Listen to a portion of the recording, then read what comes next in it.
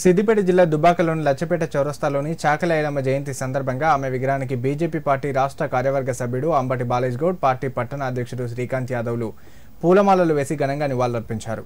ఈ సందర్భంగా వారు మాట్లాడుతూ తెలంగాణ తెగువను, పోరాట పటిమను ప్రపంచానికి చాటి చెప్పిన వీరనారి చాకలి ఐలమ్మ అన్నారు. పెట్టుబడిదారీ వ్యవస్థను, భూస్వామ్య వ్యవస్థకు వ్యతిరేకంగా పోరాడిన చాకలి ఐలమ్మ పోరాట పటిమ ఎంతో స్ఫూర్తిదాయకమన్నారు. ఐలమ్మ జయంతి వర్ధంతులకు ప్రభుత్వం అధిక మొత్తంలో నిధులు విడుదల చేసి ఘనంగా నిర్వహించే విధంగా కృషి చేయాలన్నారు.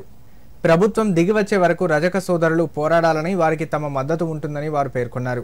కార్యక్రమంలో మాజీ పార్టీ పట్టణ అధ్యక్షుడు సుభాష్ రెడ్డి, దిశ బోర్డు సభ్యులు సుంకోజు ప్రవీణ్ కుమార్, జిల్లా నాయకులు తొగుట రవీందర్, పుట్టవంశీ, గాజుల భాస్కర్, రమణారెడ్డి, బూత్ అధ్యక్షులు కిషన్, సంజయ్ తదితరులు పాల్గొన్నారు. తెలంగాణలో భూస్వాములకు, దొరలకు, రజాకార్లకు వ్యతిరేకంగా పోరాటం చేసినటువంటి గొప్ప మహిళ చాకలి ఐలమ్మ. ఆ రోజు బడుగు బలహీన వర్గాల ప్రజలు దొరలకు, పెత్తందారులకు బానిసత్వంగా ఉన్నటువంటి రోజుల్లో మరి దొరలపై తిరుగుబాటు చేసి తర్వాత రజాకార్లకు వ్యతిరేకంగా పోరాటం చేసినటువంటి గొప్ప మహిళ మరి చాకలి ఐలమ్మ. ఆ రోజు మరి చాకలి ఐలమ్మ స్ఫూర్తితోటి తెలంగాణ సాయుధ పోరాటం జరిగింది. తర్వాత రజాకార్లకు వ్యతిరేకంగా పోరాటం జరిగింది. ఆ తర్వాత ఈరోజు తెలంగాణ వచ్చడం జరిగింది. చాకలి ఐలమ్మ పోరాట స్ఫూర్తితోటి ఈరోజు తెలంగాణలో మహిళంతా కూడా మరి తెలంగాణ యొక్క అభివృద్ధికి అందరూ కూడా కృషి చేయాలని చెప్పి ఈ సందర్భంగా విజ్ఞప్తి చేస్తాం. పెట్టుబడిదారీ వ్యవస్థకు, భూస్వామ్య వ్యవస్థకు వ్యతిరేకంగా పోరాటం చేసిన ధీర వనిత మన చాకలి ఐలమ్మ.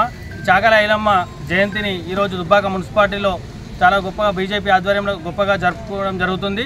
మన తెలంగాణ ప్రభుత్వం 2022 నుంచి అధికారికంగా చేస్తామని చెప్పినా కూడా తగినన్ని నిధులు ఇవ్వకుండా చాలా అలసత్వం ప్రకటిస్తుంది. మన చాకలి సోదరు కూడా దీనిపైన చర్యలు తీసుకోవాలని, పోరాటం చేయాలని, అధికారికంగా ఇంకా ఉద్యమం చేయాలని చెప్పి కోరుకుంటూ మన తెలంగాణ, మన దుబ్బాక మున్సిపాలిటీ తరఫున చాకలి ఐలమ్మ జయంతి శుభాకాంక్షలు అందరికీ తెలియజేయడమైనది.